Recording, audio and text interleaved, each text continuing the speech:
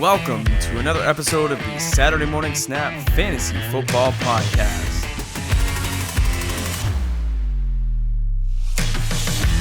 All right, guys, so we're going to go over some tough start-sits this week for your championship week.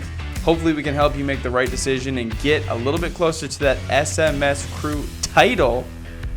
We're going to kick things off with Scott talking about the tight end position. I know we have some really tough decisions to make this week, and Scott's been back and forth between a guy that is one of his favorites, he has a special spot in his heart, and a guy that he has been finding some recent success with, a little bit of a flash in the pan. So Scotty, I'll flip this over to you. Bring us through the muddy waters of the tight end landscape. All right. Well, I find myself in a very favorable position in the way that I have two tight end one positions that could be filled, and I only have one spot on my roster that I'm willing to use for the two players. The two are Jared Cook, tight end of the New Orleans Saints, completely concussion free, and the flash in the pan Tyler Highbee of the Los Angeles Rams. Now, it is championship week. I only get one shot at this, and it ultimately doesn't matter what they've done to this point. It is what they will do this week, whether I win or lose. So we have Tyler Highbee facing the San Francisco 49ers, one of the, if not the most elite defense in the league. I guess Patriots still have it. And Jared Cook taking on the mid-range to, I want to say, almost lower range Tennessee Titans defense. I'm having a hard time with this one. What do you guys think? This is a tough decision, Scotty. I mean, I'm going to try to be as unbiased as I can. I'm going to try to give you the best opinion I can. Whether Don't you listen to him, choose Scott. believe Don't me listen. or not, that is your decision entirely. Jared Cook has had a great season. I mean, he is let's see here, in half-point leagues, he's around the tight end 6 or 7. He's put up 134.5 points, 112.7 points in fantasy leagues, and has been pretty much the epitome of consistency these past, pretty much since their bye week. They started off against Atlanta, and he's been very, very good, but he's been very also touchdown dependent. He scored 4 times in that span, and that's very high for a tight end. He hasn't had a ton of volume, but he did reach 10 targets. So for a tight end, that's been great. And what did impress me a few weeks ago is that Drew Brees looks for him in the end zone. Funny thing about that record that they were celebrating against Peyton Manning this past week, Tom Brady's only one behind. This record's going to get broken a few times. They could zigzag these past couple of years if they remain in the league. So I think personally, Drew Brees is going to want to throw as many touchdowns as he can, and Jared Cook very well could be a recipient of that. They do play the Tennessee Titans. That defense has been pretty middling of the pack against tight ends, so it's nothing to be completely afraid of, where Tyler Highbee is playing a San Francisco defense that is a little bit better against the tight end. Not a ton better, but a little bit tighter. They are the number 2 defense right now against the fantasy tight end. 5.4 points per game is all they're giving up. I looked it up and I thought it was closer to 8 points a game, but we can bet that. That's what I thought I saw too, Mackenzie. We might have to verify that. I thought it was 8. Pro Football Reference has the San Francisco 49ers as 5.4 fantasy points per game. The only team better would be the Baltimore Ravens. Interesting. We were on CBS earlier, and CBS might have some different information. I trust your website a little bit more. Anyways, Yeah, but these past 3 games, he's put up over 100 yards. He had 14 targets last week at Dallas. So he seems to be the guy that Jared Goff is just dumping the ball off to. And he hasn't scored the past couple of weeks. And that, if he's getting that many targets, he is bound to get in the end zone. And it's not like he doesn't against Arizona because, of course, he scored. But Tyler Highbee is consistency. So what I would say to listeners out there who have a decision like this, not Scotty, if you're looking for upside, I still think Jared Cook has that upside because it's touchdown dependent. Where if it's a full PPR option, I think Highbee will be that PPR monster and still could get in the end zone, and that's who I would go with. If you need a kind of a safer floor, if you are favored in the matchup, I would roll Highbee. If you're behind, go Jared Cook. That's very strong, unbiased analysis, Landon. And Mark, you want to go? Yeah, I think I would personally play Highbee here, but hear me out. I know that the 49ers are a really, really formidable defense, and there's a lot to be said there. But I agree with Landon in that there's other weapons that seem to be getting the targets in the end zone in New Orleans. You can't always rely on a Jared Cook, whereas in the last couple of weeks, and I will be based off the recency bias here, I'm going to go with Highbee just because I think the 49ers are going to force Goff into relying on the tight end. I've always seen the tight end position as one where a quarterback can fall back on. If their first option fails, they're the biggest guy on the field, easiest one to find. So I feel like there's been a lot of that from the LA offensive scheme. Goff kind of failing on the first look, finding Highbee on the second. So in the last couple of weeks, you've really seen an outburst of efficiency and productivity from Highbee. And like Lando said, it's only a matter of time until that man finds the end zone. I'm putting my chips in on Highbee this week.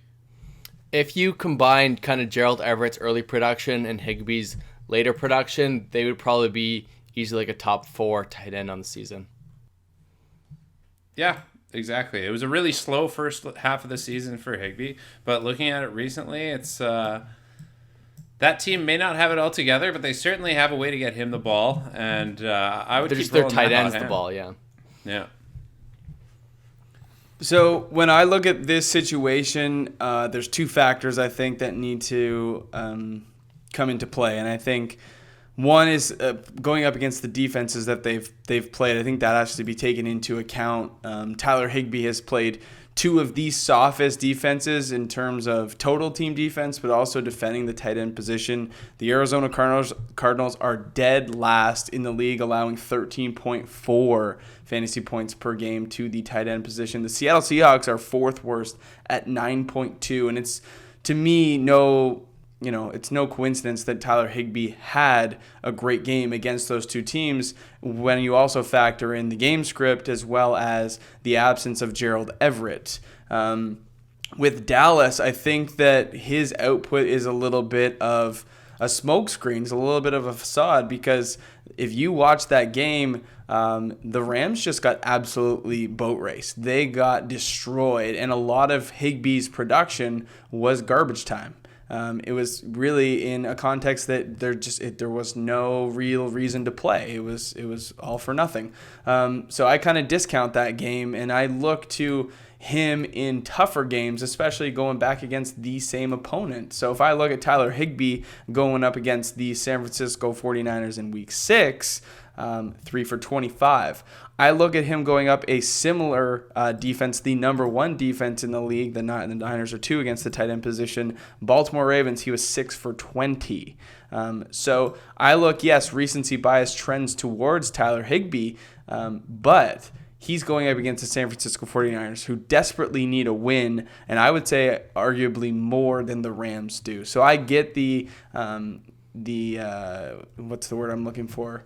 Not intensity, urgency. The urgency that the Rams are going to have to play with their season on the line, but the 49ers have a bye on the line, and I don't like the potential obstacles that Tyler Highbee will have to overcome to have a great game. On the other hand, Jared Cook, that's been your guy, Scotty. He's been the guy that you've wanted to lean on, who you've wanted to cheer for, and I think that he's your guy, and you just need to swallow that pill and forget about Tyler Highbee and play Jared Cook, because since Drew Brees has come back, Jared Cook, 4 touchdowns in the last 6 weeks. New Orleans is the far superior offense compared to the Rams. Jared Goff and the Rams have disappeared multiple occasions so far this year. I think you roll with Cook for the touchdown upside and forget about Tyler Higbee and his usage against some soft defenses.